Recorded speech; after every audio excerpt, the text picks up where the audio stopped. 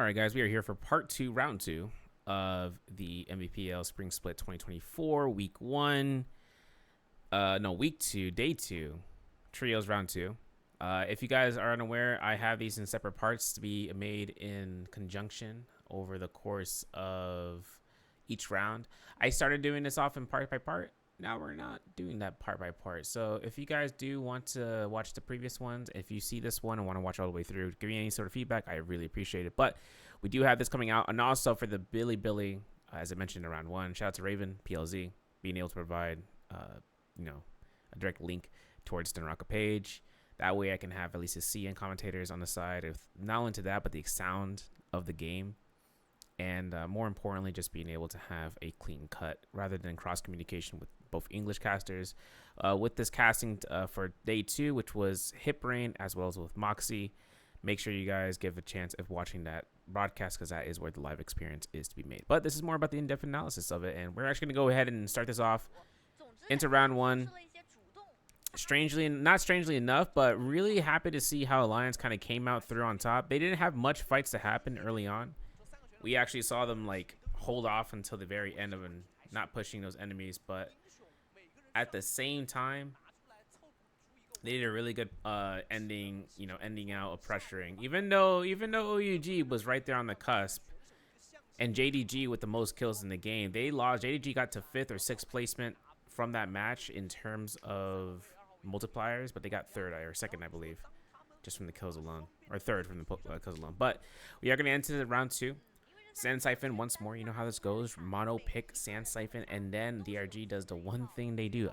This is their double pick, actually. And they rolled V1 F2 Viper into round one. It's I said this and stated in round one about how I feel about the V1 Vipers in this current meta, how it can really just put some players, because J Team, for instance, is their Weishan with Lee. He actually rocks V1 Weishan, and I think the reason he does that now is because he's taken into consideration that the Cannonball comp can really access outside of the Temi ult. The only problem, or the Viper stun, because there is no Vipers to using stun, they're using V3 F3.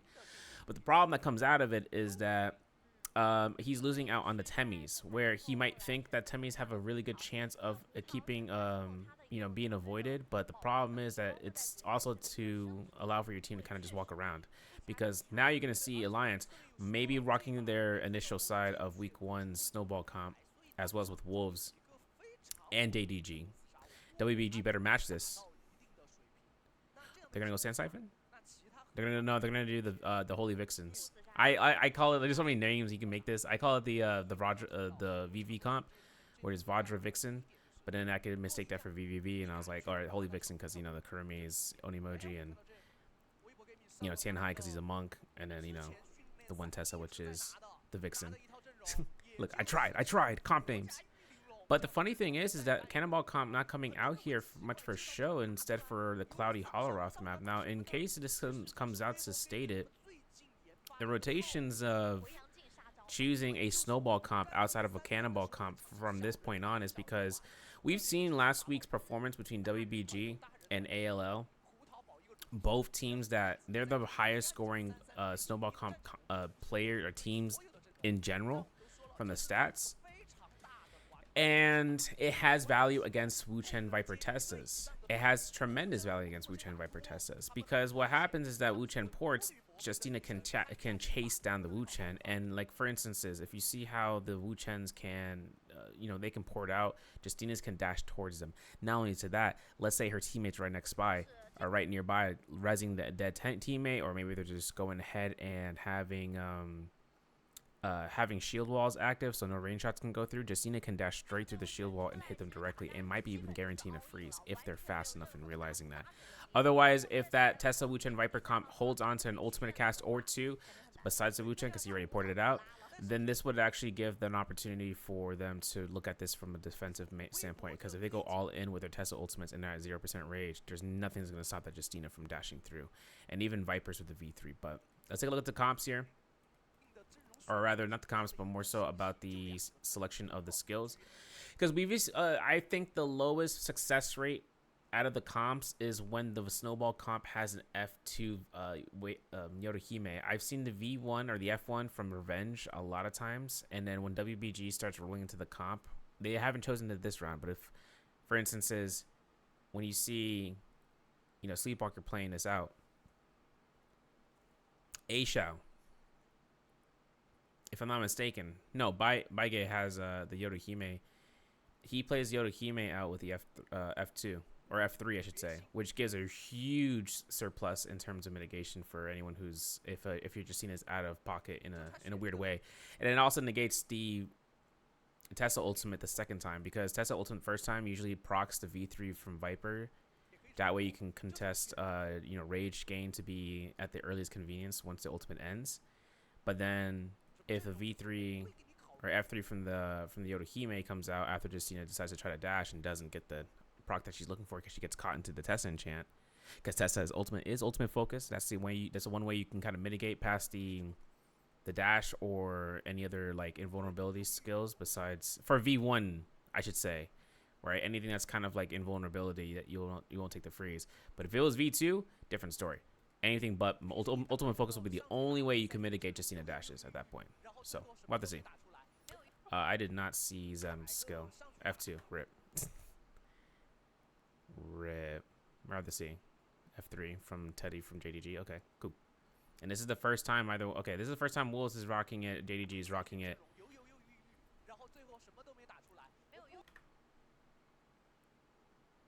No, this isn't right.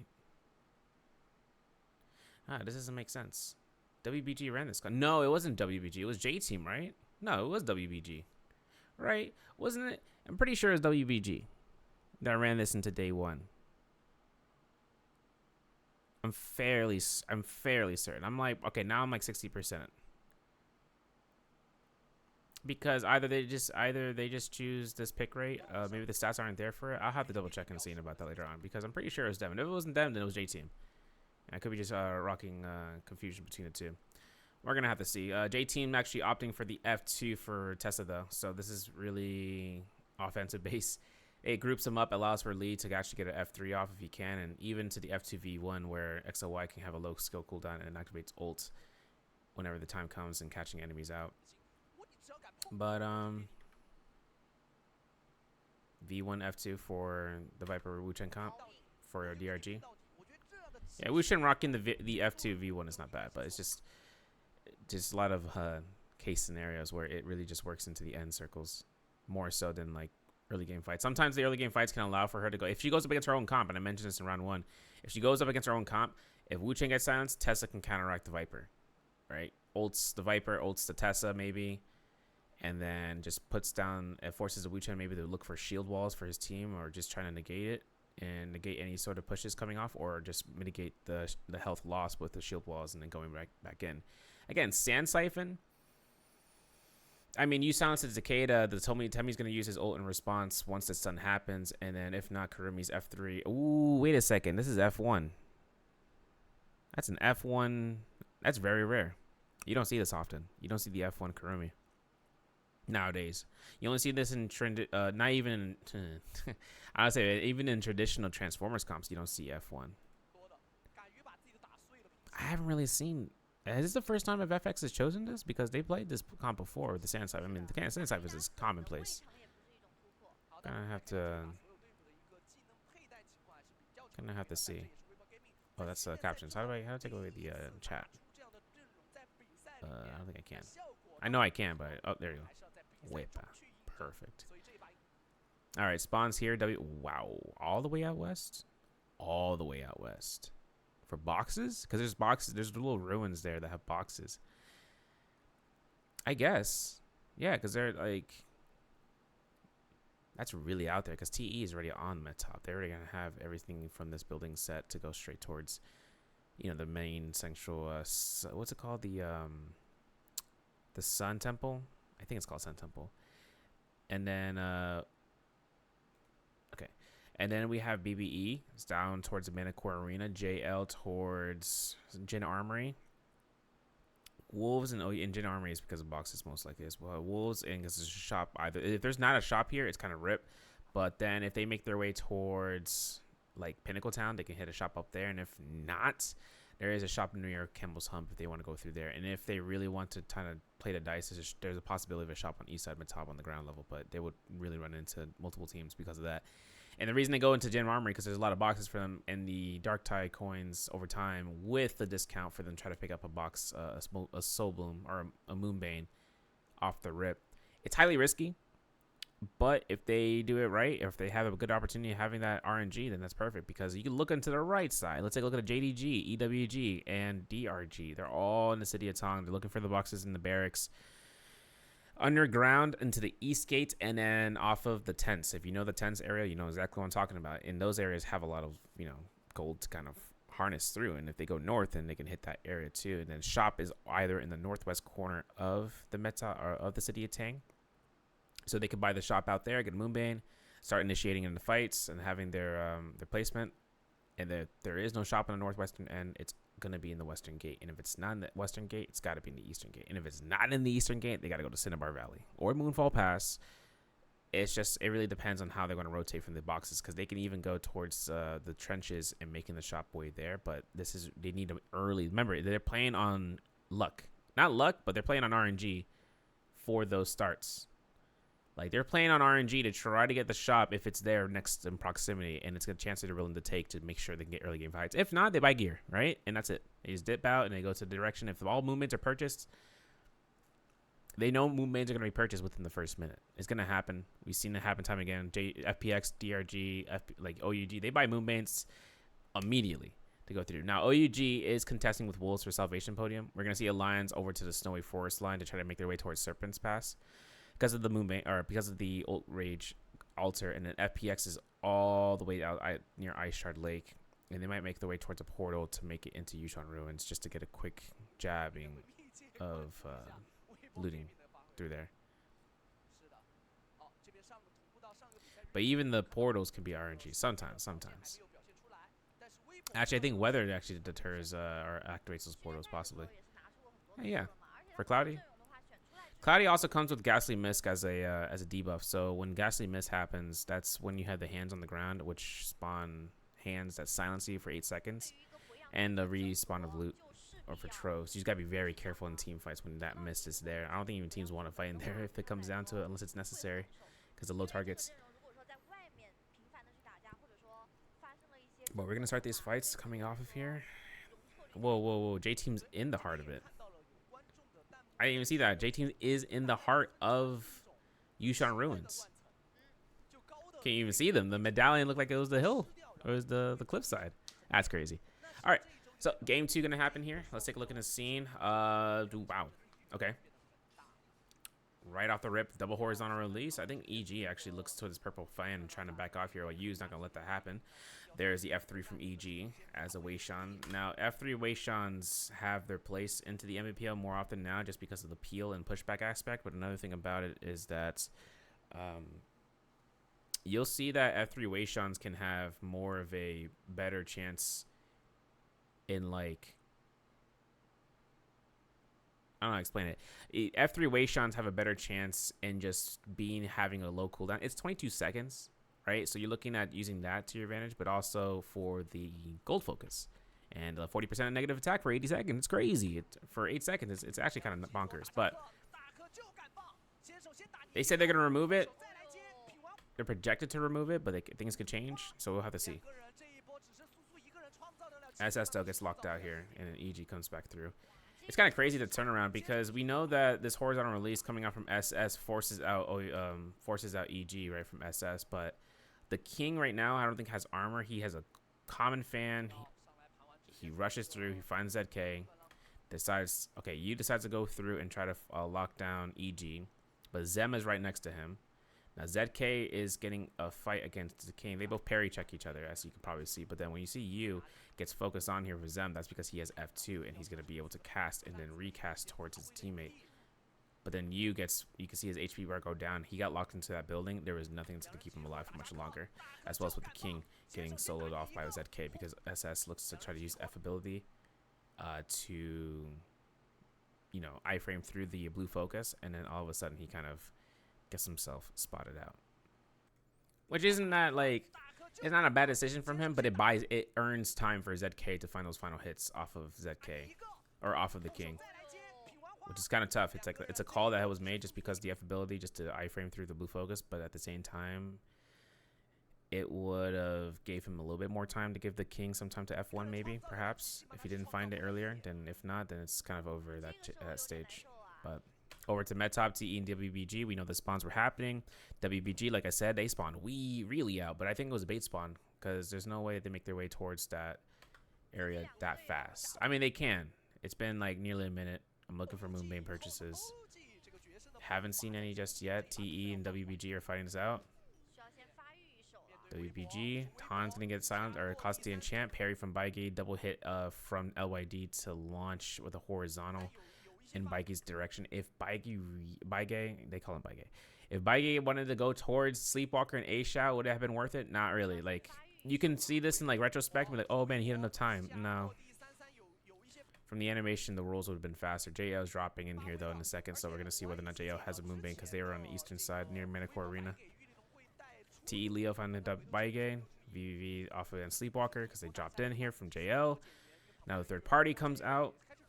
Nice get rush from Han, gets uppercut. Oh, extension.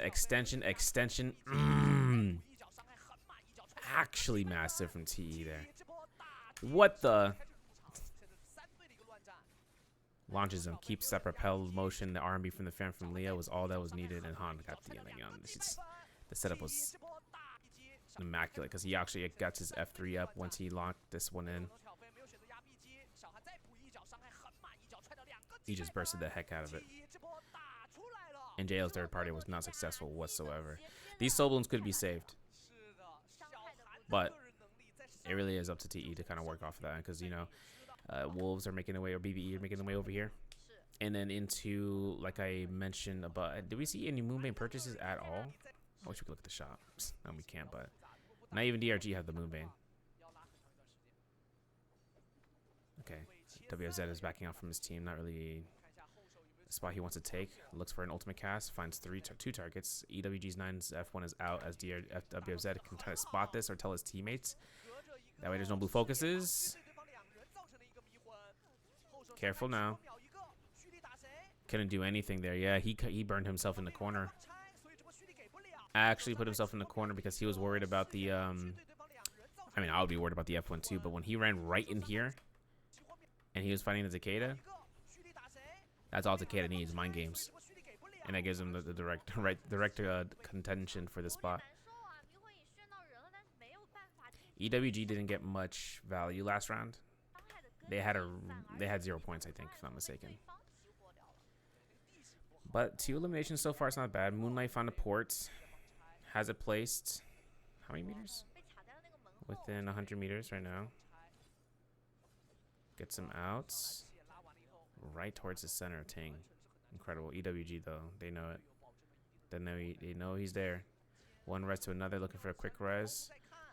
They haven't spotted him yet. I'm pretty sure XG is actually on them right now. Bow shot. I see it.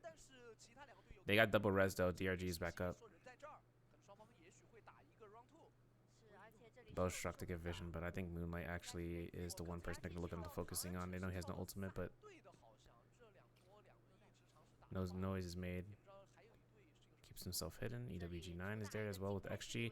This is tough for Moonlight right now because he's the one person out here. The bell is going to be in the north inside the gate on the east side, so we're going to have to see if they're going to hit that. But JL over by the Manticore Arena against Wolves. Forbidden Seal activated. Obviously right now VVV has F1, knocks down ZK for the somersault, has Forbidden Seal, so an early Kurumi ult from FX was kind of crucial here. If TXJ found an opportunity of throwing his ultimate out beforehand, it would have been a done deal because his enemy team would have been wanting to get out the area. And if Wei Shan were to get out, no, not Wei Shan. If Yorihime were to get out, she can send out ranged gold slices. But a Moonbane here is to who? Who places Moonbane? JL? This is JL's Moonbane? No, this is Wolves. Yeah, I was going to say Wolves has been alive longer than JL right now. Nice parry from VVV. Yeah, they got to back off here. This Forbidden Seal is griefing them right now. Nice R&B release. VVV really risking the biscuit right there. I saw that, but F1's up again, so he's going to have the time to calm and heal up. That was a really risky R&B too, because an F2 couldn't come out from Zem. No, right? Well, you know what? Wolves is running snowball with F2. Yeah. Okay, let me see. 5 grapples for ZK though. I'm not sure they're gonna let his teammate know that he's got 5 grapples, or rather ZK's gonna let them know that he has 5 grapples. It's up to them to really give him. But remember, he's V1 Justina, so it comes down to prosperity here. We know VVV has ultimate. It's pretty certain that they're gonna be looking towards this. Nice ultimate to mitigate through. ZK is looking for this. This is where he's gonna get locked down completely. Guides the dashes, gets Takeda pushed. Finds dashes against Kurumi. Kurumi doesn't have old FX, has nothing to kind of live for right there. Remember, JL has F1. Not F3. F1. Look at this chase. Fear and Blast. No parry. Fear and's over. R&B to R&B. 1, 2, 3s release those. You can see another R&B release. Hooked Wings release again, but the F2 is initiated into VVV. Is really trying to hold this out. F3 from the Weishan, but VVV is really on ZK like that. And finds the R&B off of VG. See, this is that mentality of like, yeah, maybe I could 1v3. F2 misses, and TE is here to just third party and delete JL here. He should delete JL. Yeah, they're going to be focusing on him. Wow. Yo, VVV just is a solo demon. R&B releases all day, but no one can be able to catch him. But that's going to be it for JL for this round. It's tough. Snowball comp first time. Not even Snowball comp. Kurumi's Sand Siphon F1 did not work out. But I don't even know it's because, I mean, we saw what happened.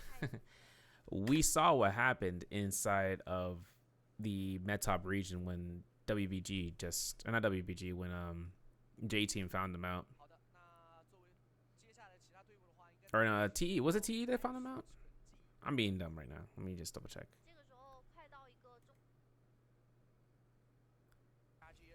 Nope, right before that. Yeah, TE found them. Yeah, Han, uppercut, like that. Like when this happened, they lost all that early game looting that they had potentially. To potential. But found them out for the last time. Alright. So next fight's gonna be happening in not Plume Castle. I think we're back at City of Tank here. Also, I want you to keep attention about the weapon selection here. Han is rocking into those dual halberds and dual blades. Main reason is because you would see how much staggers that give it, like the R&B staggers that the dual blades and dual halberds for Viper is really crucial into this comp. And then if anybody has a pole sword, it would have been TE, big time, or not TE, the Tessa. Tessa would have a great chance for pole sword action if she gets set up for focus light as well, because if she has pole sword, she can proc stone form and she can bait out with an F1 or even just release a stone form. In other words, she has a really great sustain game. She can mitigate through. She can V1 to cast ultimate. Like, it gives her a good chance of just being in a good spot. And then fan from the Wu Chen gives him chances to push back any sort of attacks that are like ranged. Right? If he throws F3 down on a rooftop and with his team there, they can just keep their gaze upon and he can keep holding protection for them while they're using ranged weapons such as with a bow, with a cannon, with a pistol, or muskets.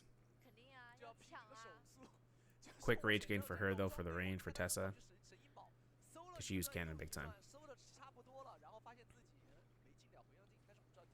But OUG is inside Tang. JDG is still here.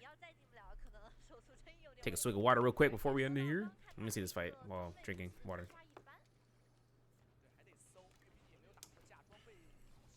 Nice parry from Teddy.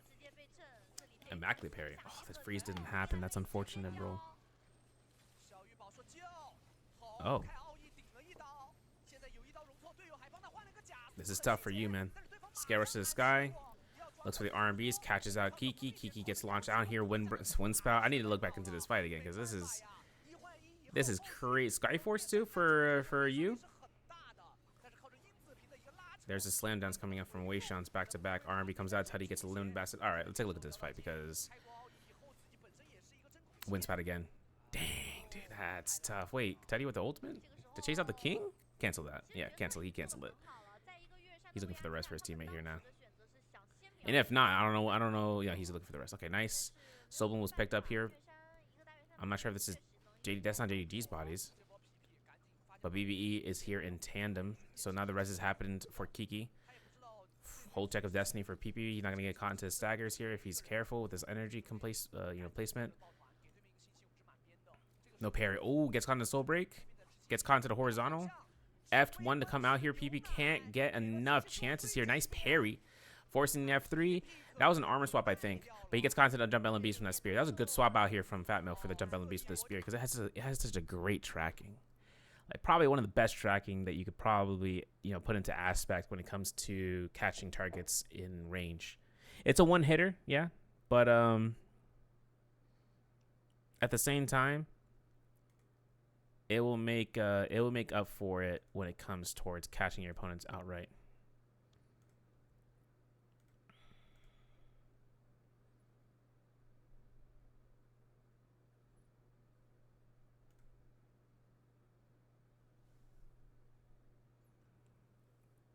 I don't know. That's crazy to me that BBE found it. Sorry, guys. I had a message to make a response to because I was looking towards it. I was looking for it for a very long time.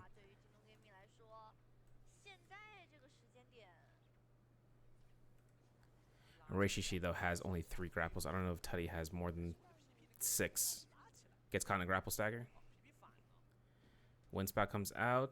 RMB is held. F3 to kill confirm. Reishishi, maybe, perhaps? Nah, there's going to be ultimate cast.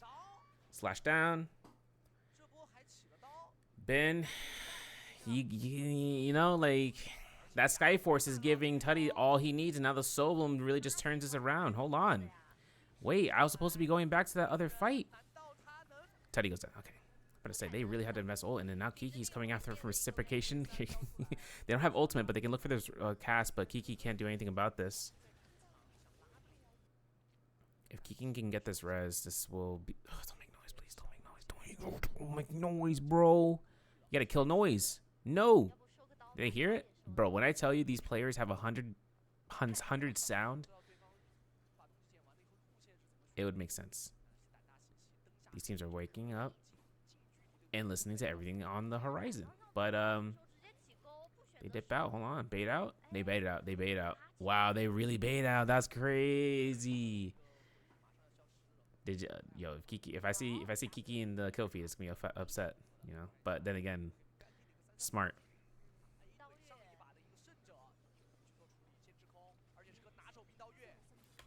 What's crazy about this comp is the fact that they are just seeing a Stonewall comp and they found a War Burst early on. But the problem here is that Sleepwalker is the Vajra. The Holy Vixen comp is going to really do a problem. Upsetty Spaghetti. Nice F2 from lane, though.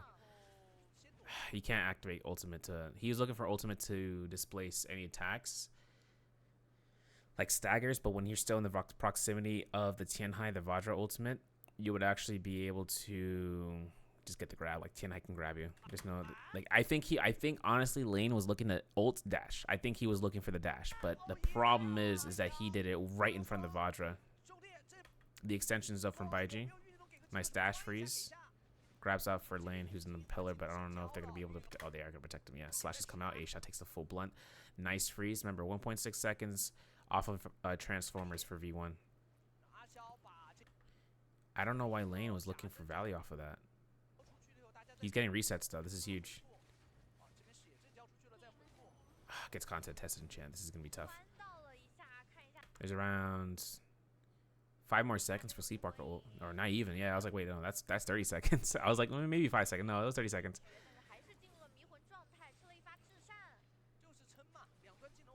Lane wasn't able to do what he was looking for with the Aurora Burst, but you're gonna see how Alliance really works into the F1 for the Yotohime.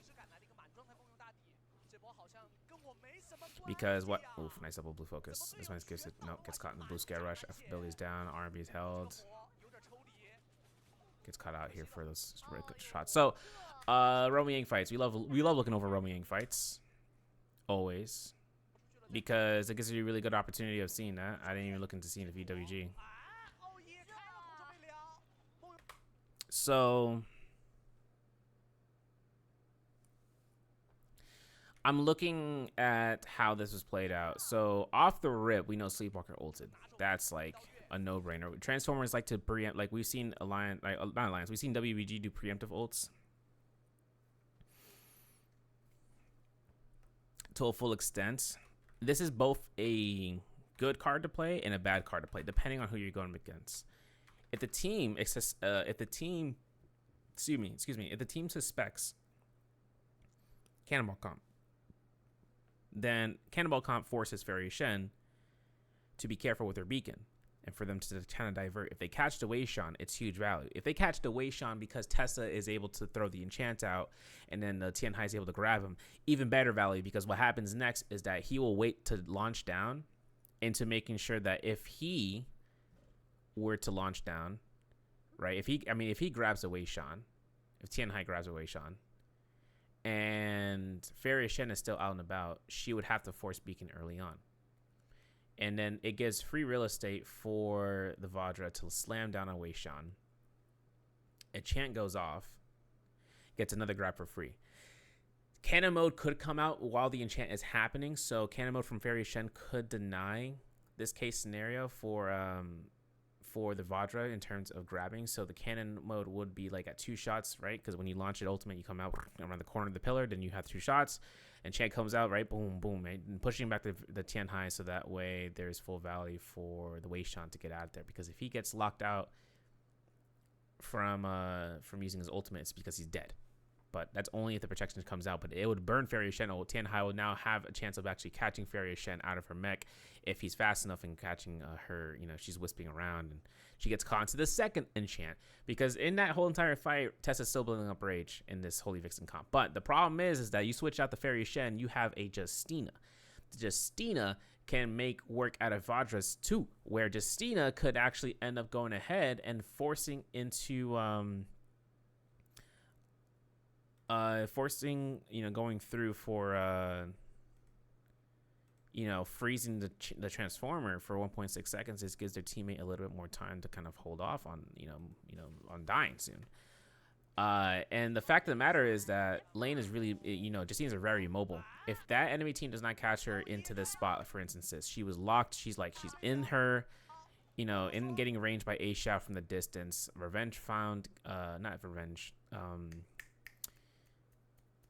Baige actually finds the Tessa enchant off of Revenge, which is the Yodohime. Yodohime doesn't care about that. She can get behind the pillar and teleport, right? Look at this. Slash, teleport to iframe the enchant. And that's a really tough play for Baige to actually look towards it. The problem that comes out of this now is when you get a chance of seeing that from the enemy perspective, it's the also matter to the point that you'll see that Aisha used ultimate not where his team is, but a little bit too early. And I think this is where things get dangerous because he used ultimate way early, like really early. We know I think Aisha has F3 because we see Yodohime, she can get these slashes off, right? A lane is just going back and forth. They try to reposition towards it. The staggers are coming back. Remember, Sleepwalker can only do so much when it comes down to doing it against Justinas. Justinas are looking for this. He even looked towards her, and guess what? Lane's already 5 steps ahead and dashes through. And this gives Yodohime's full advantage into getting into slashes. A-Shot looks for recasting the ultimate, gets frozen again right after the recast, and then all of a sudden, Bo is just like R&B and boom, boom, boom, The lineup was true. Lane's baiting out. But Baige is gone. Has no ultimates. Didn't have the necessary time to cast out the secondary ultimate. Like he did, but if he saved his ultimate, the first ultimate, he would have been good because this is like the Yodohime having to ult there was like a play that it should have been used as a defensive. Like she used it defensively to go right back into offense because it was early in those fights. And I think that might have been costly for those positions. Yo, what happened to the stream? Strange. But F1, this is where it comes out to shine. R&B comes out. And you know where this all revolved out of? Early Tianhai ult. Like, that's one of the points I'm trying to make. you use ult in response or you use ult preemptive, it's a high risk card play against these type of mobile comp that this comp is built for, where the snowball comp can pretty much not, like, Tianhai can't do anything against the Justinas if he uses his ult early. There's so much time in the beginning that gives the other team an advantage in this comp where they can just burn ults in a safety net position. Like Tessa can't really do much against. She can't do much against the Yorohime's if the Yorohime ain't silenced.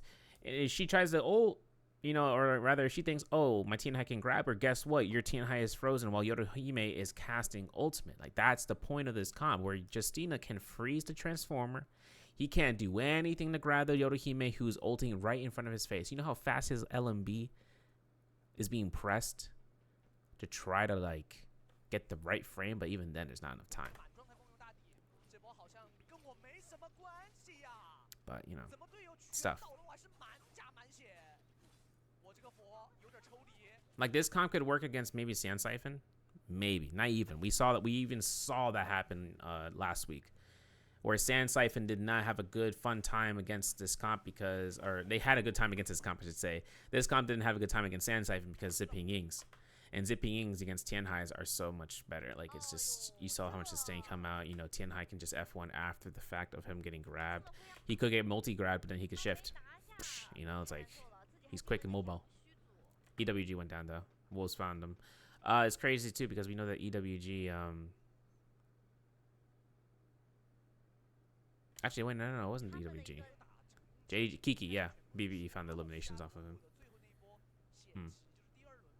They were in soul form, at least for JDG. But we'll take a look. Scene here outside of Romiang, Alliance is already in the forefront of a fight against DRG, who are the Viper. Oh wait, no, DRG are Vermilions and the Tessa ult missed. Yeah, they're Viper Witch and Tessa. Nice Aurora Burst. Remember, Aurora Burst is in the hands of Lane, and he's Justina. Wuchen Pour happens. This is where it could be going to official business for Lane to look for the chase here, but they're going for Bells instead. Looking for high ground positions in Plume Castle if they reposition there, but they're down on two ultimates. They're down to Yorohime ult. I'm not sure how much rage in Lane, and I don't know how much he conserved, so we're going to have to take a look and see about his camera. Don't tell me Lane's over there. He's at 40%. No, he's at 30%. 25%? 25%. Never mind. Like, I saw the quarter way, but I'm like, maybe it's like 30 but in trios it's not 20 cost, it's 15. As a heads up, V1 Justina is V1. V1 Justina in solos is 3. V1 Justina in trios is 4. Solos and duos is 3. V2 is always going to be 2. I remember when V2, side note, I remember when V2 was recastable when you hit 2 targets at the same time. Like V1 is. We took that out. Easy burn off of Wuchen, though. Oh my god. And since there's no ultimate for Moonlight, he actually can't do anything here. Gets focused on. That was really quick from Alliance, actually. Soulbloom's kept on the side. Soulbloom regenerate probably for Lane. Sleepwalker, though, by himself. What happened to his... Oh, they're making their way towards Plume Castle. They're actually in soul form. A-Shao is actually in soul form still. They're going to rise up against Wolves, though, here in a second. And Wolves is Snowball comp as well.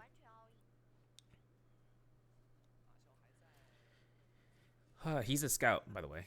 Sleepwalker. Scouted them out, putting them back into pushing in towards Cinnabar Valley. A-Shao is now rezzed off the Soul Altar. Might be getting a chance here. ZK. Okay, so... I'm not saying it's a bad... No, in Romy Yang, it's a different story. But outside of Romy Yang, Sleepwalker early ult or Wolves don't even need to push this. Like, they're not even in there. Baiji's looking to try to lock down ZK if he can. Then he switches targets over towards EG. EG immediate ultimate. Acts in contention for this, and everyone is splitting off into the Thorny side, into the Valley of Thorns, towards Moonfall Pass. Like, there's not a position here for Sleepwalker that worked best when he ulted first in a spot where he had to take at least half his... You see his bar. He's half his ultimate right now and trying to find targets, and he still won't be able to put the pressure on. Like, EG had acted in response for ultimate. He's going to have ultimate longer than Sleepwalker here, for instances, of like a couple of seconds, and that could make all the difference here. But Sleepwalker finds Zem and thinks he has his chance here. Grabs are happening back and forth, but ZK is getting like shots off. Sleepwalker now with no ultimate. Wolves puts them into the side, catches a shot onto the top, looks for the freezes. F1. Oh man, F2 from the way from the Otahime comes out clean. But this is, I hope Baige gets them the win here because Sleepwalker catches his chance. A sick parry, minuscule damage coming out once his Tesla enchant comes out. Look at this. Third party, and immediately ZK gets caught into, like, I saw EWG rising in here. Now TE's in here too. ZK has Vermilion Bird Smite or Wolves has Vermilions for a couple more seconds here, so they might just take this loss for Vermilions. Sleepwalker's down. Tumult ult to deny it because EWG are built like that. JT's like, yo, that's my kill. And a Wuchen port, which was necessary because XOY got eliminated early on, and now TE are looking towards EWG. EWG caught into their, going straight back to their Temi ult, but I don't think they have much time here. Enchant's active. V3 to negate this. 14. F1's the heck out of there. EWG 9 with his Cicada ultimate. XG has Velocity Untold, Purple Nunny, so takes a chance to go and close guarded with his Takeda, or with their Takeda. And then TE finds out Wuchen ult to get out. You know, no problem. You know, I've been seeing kills off of BBE side, and BBE have right now more kills than, they got 7 eliminations. He's got eliminations of Dongqing from FPX.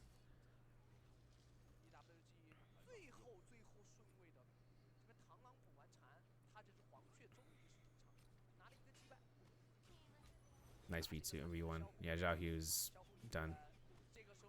I don't know where his board is, but depends on who's stealing the kill. DRG?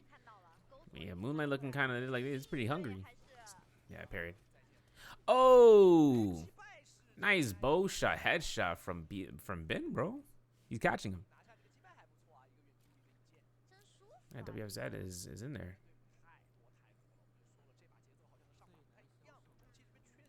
And a Groupio from WFZ too.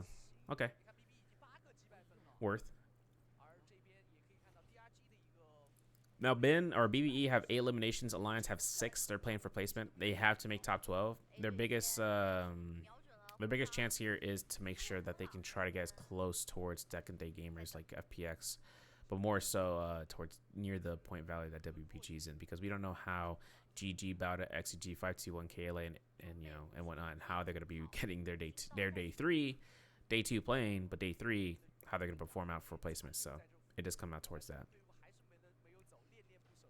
WFZ finds finds musket shots to come off against TE, who are just trying to jump right down and keep the momentum going. But another thing right now is this roaming Yang. This roaming Yang does give a little bit more prominence for these players, but you can see JG is down. But for Wolves right now, I'm not sure where Zem is on ult, but ZK, if he goes to, like, yeah, I mean Alliance went in there regardless. Wanting to make sure they can get that roaming is crucial for them right now, because they're at 6 eliminations. If they can get a little bit more that's consolidated into an area that they can control, they will take that in parts. All right, Draco Storms comes out here from lane. You got to be aggressive. Be aggressive. Be.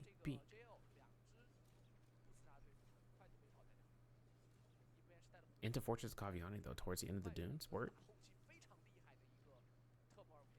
Is that where they're going to rotate out towards? Ravine? There was another more. There was another one south of them in terms of roaming. That's where we saw Wolves was hanging out, or EWG was hanging out.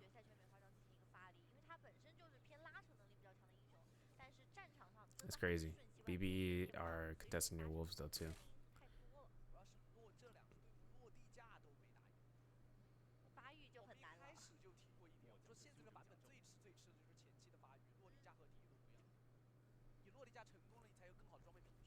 But Tang Courtyard spawn. Or Tang Courtyard rotation. I'm going to get a replay right here, because Wolves, this is their first roaming Yang. They fought against EWG.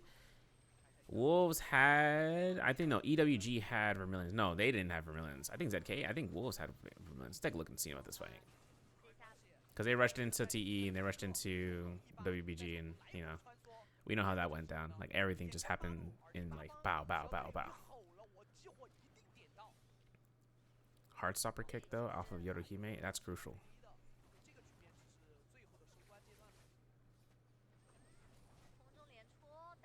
Healing coming out. F2 still available for ZK.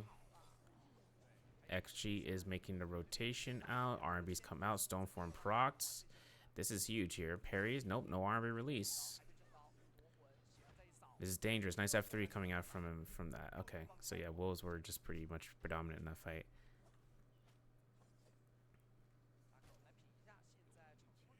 F3, F2. I think F3 might be a way for this comp to work really well. I actually think F3 for Weishun in this comp works better than the other than the Cannonball comp. Truly. Because when you use F3 here for this comp, for Snowball comp, you can allow for Justina to get a freeze off of somebody. Right? Combo breaker or not, low cooldown skill for the extension for her to be able to get someone knocked out is like, oh. Aurora Burst to Sansa Tutty though. So you can't teleport. Lockdown, now he has a free teleport. Dashes are not good for lane right now. He didn't catch any double freezes. Keeps going, gets caught by PP. JDG are making this work. Tutty goes down though, soloing from lane, gets caught into Test Enchant. This could be huge V3 here. Bahan did not catch the Justina scare rushing out in time. He does get the stagger, sees the enchant, goes straight towards revenge though, because he knows Yodohime can be a little bit of a menace, and a double parry off of that was nuts. Big chances here for Han to actually get out the zone, because right now the zone's going to kill them because weakness escalation's at halfway mark. V1 to get them out. Nice chance from Leo to do that for them. They have vitality for this. Yeah, Alliance actually came out really close to getting knocked out there, and Lane was there to make sure that wasn't the case. A revenge double parry though was immense. I think that's what the main reason they won, because they were just wild haymakering blue focuses.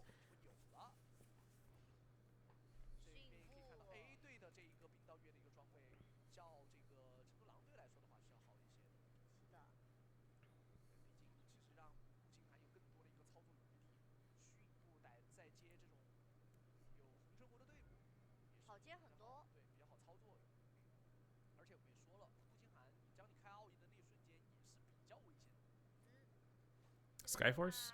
Repair roll? I'm looking at Yorishiji now. I'm just looking at messages as well. Oh no.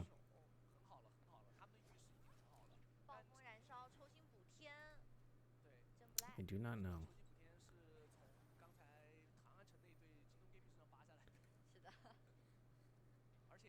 Let's see. Now, into Moonfall Pass words. Remember these troves things I was talking about? Like when the storm happens, these troves just respawn.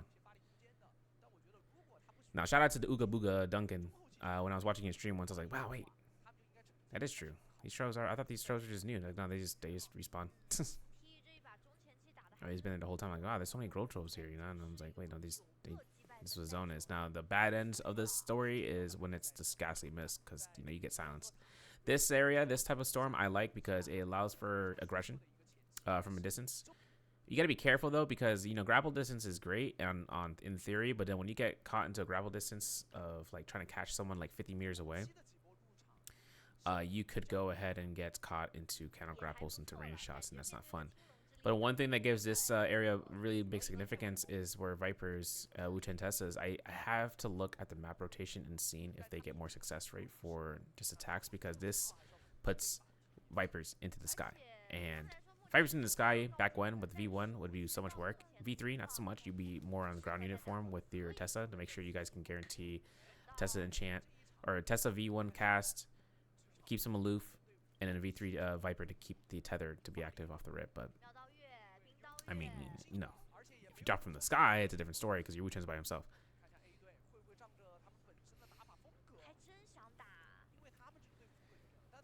9 minutes left, 20 players total. Ooh.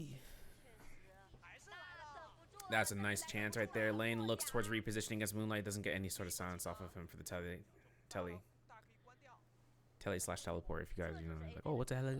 What's a telly? Like a television? No, bro. He's watching TV. What you watching? Simpsons? That's crazy. True American Sea House. Look at this swarm though from Wolves. 14 looking to try to armor swap. Finds it. Nice. They got the rainbow armor set up though. Between blue, purple, and gold. 14 taking the blue. Understandable. big time. His only job there is to F1 if he needs to iframe through, and if not, he just ults. And then if anything happens after that, it's just because he's already done his job, right? He doesn't have to stay alive long. If as long as he can get an ult off, that's pretty good, you know. Like if Temmie starts to argue, like, oh man, I gotta be the one with the army. No, because Temmies can be the first ones, not the first one. They're really hard to kill if you can't catch them in time. And if they do get caught, for instance, in a tested enchant and all this shenanigans start to happen where they're like the first ones to die out, he would ult in contention. He would still have ult even after he passes away. And what happens then is Takeda and Ziping, they have to stay alive in terms of their ults to have value. There's no like things about it.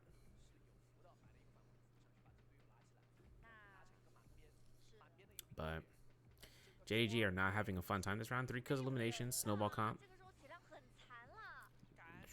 They don't have any vitality from what I'm seeing here. Almost adds to the zone. Kiki doesn't have any vitalities on his hand, but hopefully his teammates do because WFZ finds him. Tutty can't do anything about this. He has F3 though. Okay. He's F3 from Rushin though. I will check R&B. This is tough for Tutty. I don't think he's gonna live here. R&B staggers, yeah. Yeah, chase from Wushin is no joke.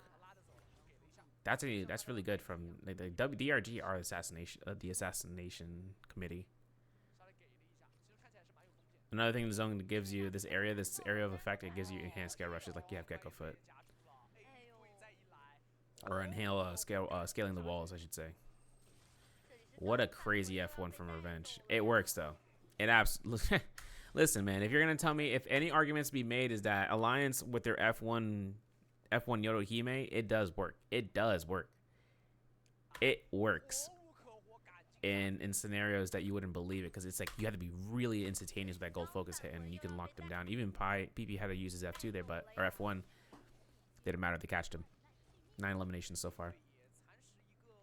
And Lane had to pick up the soul bloom because he is not old yet. Kiki is still cannon shots.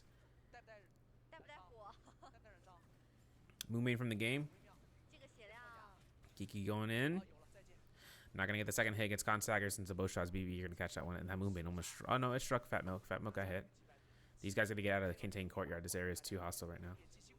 EWG got that gold armor still. I'm not sure if they upgraded XG's armor. Scatter shot to the scatter shot. Revenge gets out for some resets. And he gets caught out in the back line because we know BBE were right over there. They left Tank Courtyard to go through. Armor swap on the fly. Gets cannoned, gets flame breath, gets caught in the scare rushes. Lane can't find any time to get out of here. Honestly, this is just really, really sad right now for Lane. And they look forward to res, but then they caught into the V1, and then Lane is down still, and there's nothing they can kind of do. Teleport from Revenge is clean, but I think right now we're probably going to see an ultimate cast coming out from Moishishi if they were to lock in. Bows try to go fourth this end. Revenge has F1 out for the teleport for repositions. Plays Snake Eyes with it, but I think DRG's Wushin is not going to take anything for this because finds a silence though. Nice parry though. Revenge can extend this. Nice focus slide extension. R&B comes out, releases it, goes for a focus slide again, but DRG Moonlight catches him right at the end of that animation, the blue focus. Now these guys have double pole swords, so one of these guys are going to have to want to pick this one up. I think WFZ was actually looking at Aurora Burst, so that way his teammate can loot up the focus slide. Sometimes these things happen in the mind, like, oh yeah, my teammate's definitely going to want to pick up this focus slide, but, you know, in the minute second, it had been a decision made before it was said. Like, it has already been thought out for. Now, Tank Courtyard has these buildings still in the zone. The Moonbane is done. Last Moonbane, I should say. Well, ZK keeps his composure. 11 grapples, 4 vitality. There's a lot of flame breaths on the field. The scattershot fire arrows. So they're gonna have to be really careful if they're gonna not want to burn those vitalities. But we are healing berries. But we have a look at the kill skill. Look at the kill leaderboard right now though, because BBE 9 eliminations. Alliance has 9. TE has 9. 8 for EWG and 8 for Wolves. Currently, right now, it could be anyone's MVP. If one team gets one over the other, then it's like, you know, if it's a back and forth between two teams and a third party comes in and then the fourth party comes through for those cannon shots And in the fifth party, like it's just back and forth right between those circulation of kills for it to be realized. So that could be a chance, but where like it could be really it could really just come down to last second placement.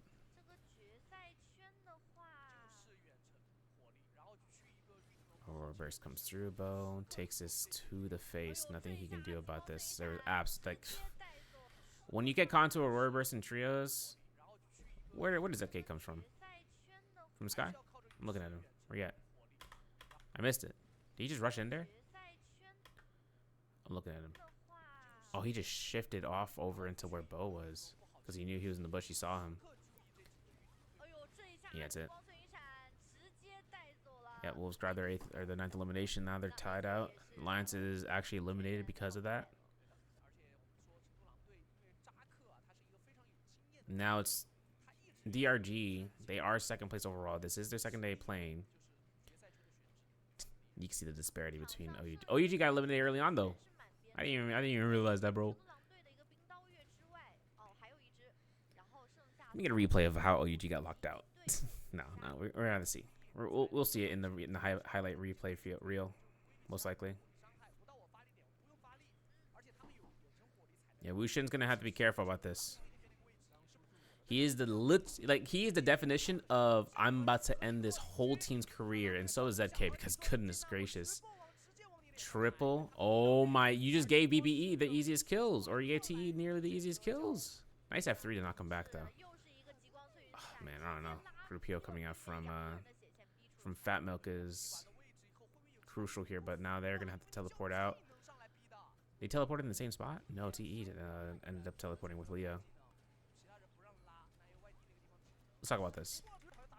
Because BBE took that rooftop like it was their own. I don't know how. I don't know how they were quick and realized like Ben was ready to ultimate there so quick that Leo was like, whoa, what's happening here? His teammates, both his Tessa and Viper, they have nothing. No F1 is available for Viper because the V3 from Roishishi. Did Roishishi activate that beforehand? Nah, he couldn't. So he just literally pressed V. So did Tessa, and then this was a real easy way for them to use. Like Ben uses his F1 to knock back, and F3 for Roishishi to continuously knock him off this rooftop. That's clean. That's that knockback. That's why I want F3 Zai to stay in. F3 Zai is getting removed potentially, and most likely will, because I'm thinking to myself, man, if F3 Zai has stayed, they would see to notice that you could knock back enemies, give your team Foxfire effect, and just push them off like completely. But Leo tried to rush right back in, finds the enchant, sees the enchant was made, but Leo had an ultimate cast here to get his team out because LYD was down, and then they got pushed out.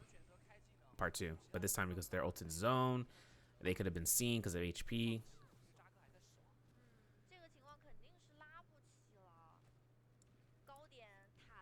It's kind of tough though to see this because you can see how many players are inside the walls. The moment they get out though, I don't know what's gonna happen.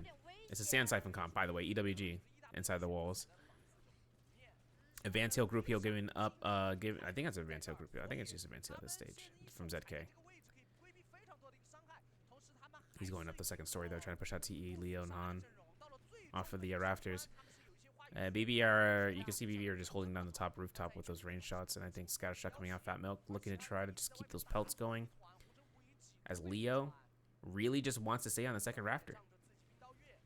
The DRG are inside the building. They are getting protected. Leo though, not I think Moonlight just procced out those shields. Because I'm saying if that was Leo, I'm like, Leo, you just griefed yourself. You just showcase where you are. Yeah, this is cannon shots in the walls. TE are down that teammate. They're crucial Viper. But we know DRG somewhere inside this building that if they end up having this last end game circle with the V1, their only biggest target is the Sand Siphon comp. There is no questions about that. Sand Siphon comp will grief them no matter what. Even if they were the first to ultimate against Viper Nings, even if they were the first to ultimate against Cannonballs, Sand Siphon will grief him because if Takeda is able to get his ultimate off beforehand, there is no one going to be pressuring off. Like, anyone. Oh, ZK is in the best spot, yeah. Nice. Avoidance. Yorohime's. This is going to give ZK a Aurora Burst. Saw he fell down. He got right back to the first third story. See, these early ultimates from 9, though, this is where it's going to hurt. See, look, there's DRG.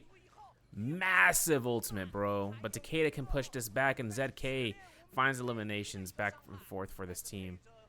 With the Aurora Burst, pushing this back, EWG9, acting response, and that's where Sand Siphon just, oh my goodness. Did they get like 4 eliminations? Yo, he just got 4 eliminations in literally less than 5 seconds. Or less than like 2 seconds. And wow, bro. I told you. It's tough. It's a tough world for that V1 Viper and where Sand Siphon's existing. It really is.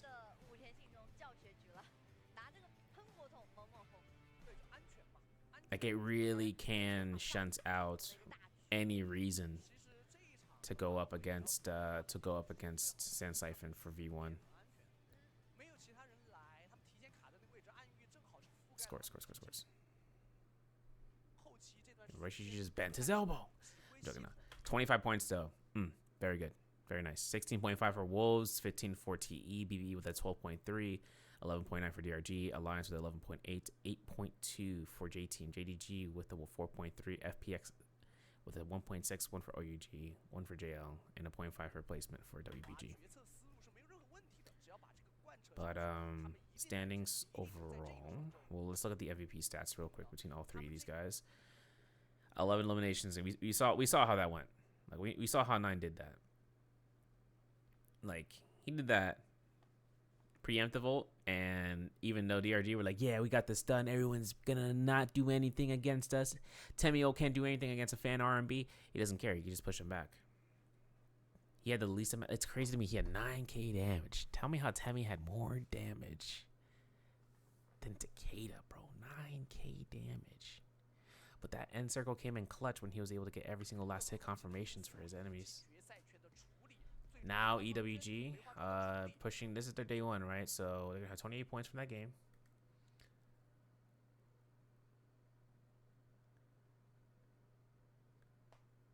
Wolves though, 27.1 for day 1. So far between 2 rounds. JDG with 22.1, 19.9 for TE and JL 4.8. And then JJH, they already paid their day 1. 2 rounds though gives middle 6 more breathing room. Since GG, they're still awaiting day 3 to play. 31.2 for Alliance, and then 31.2 so far for 2 rounds of playing is not bad because then you see top 6. I'm like, oh, OUG. I mean, 18.6 so far. Their day 1 really just surpassed the value of just being A-okay. Proposed points and all. But then DRG comes through, 91.4. 70.8 for BBE so far. 68 so far for J Team, and then WBG with 65.6, 59.2 for FPX. And let me get those MVP stats again. Actually, I want to see where OUG fell because this is really close. It really comes down to say it. Because this beginning fight set the tone, right? Like, we know this. Like, ZK found those double focuses, gets a solo bloom. Oh, right, baits out, wait for his team to come by in, and they just come through to support. And then JL got sent to the Shadow Realm with TE Hong and was able to get the Scare Rush and send it to the enemies. But then, this is where OUG lost into the Romy, or into the chase that happened. Yeah, okay, that makes sense. But all in all, this fight was just obnoxiously. It's not saying obnoxious in a bad way. It's just like, oh man, imagine trying to keep track of everything happening here. Of like, okay, who ulted who, right? Mexican standoff, and you gotta pull out your toes to get the 9mm trigger. It's just like that bow shot's crazy from Ben. But yeah, into can't contain courtyard. 9 just had ult preemptive, and he just had Furence to push these guys back completely.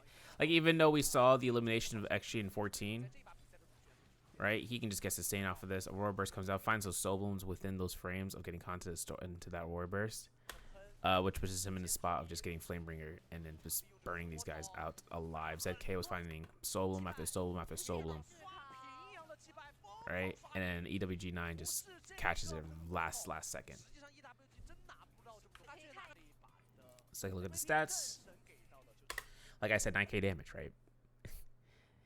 Longsword's 3800. Soul Release, Skyforce for Takeda, bro. Come on, that's everything he needs. No one can kill him. I don't care about the Rave. I mean, I'm not saying the slow shot wasn't used. The Marshall Tai Chi fan wasn't. I don't know if he did crouch on the beast, because usually in trios you just go for the R&B with the fan. But this is his first MVP, so it's great to see. And then you having to see how Takeda can not do damage. He doesn't do much damage with V3. His V3 does not do damage. It's more for sustain and control. That's something people need to realize. Your damage is gonna come back is gonna be allowed because you can blue focus for free. How about that? Like, think about that for a second.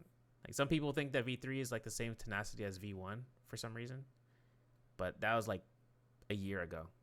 Not even more than that, like a year and like some months, when V3 got the changes where it does a significant amount of damage to be less, but then its healing skyrocketed. So it's really for sustain and control.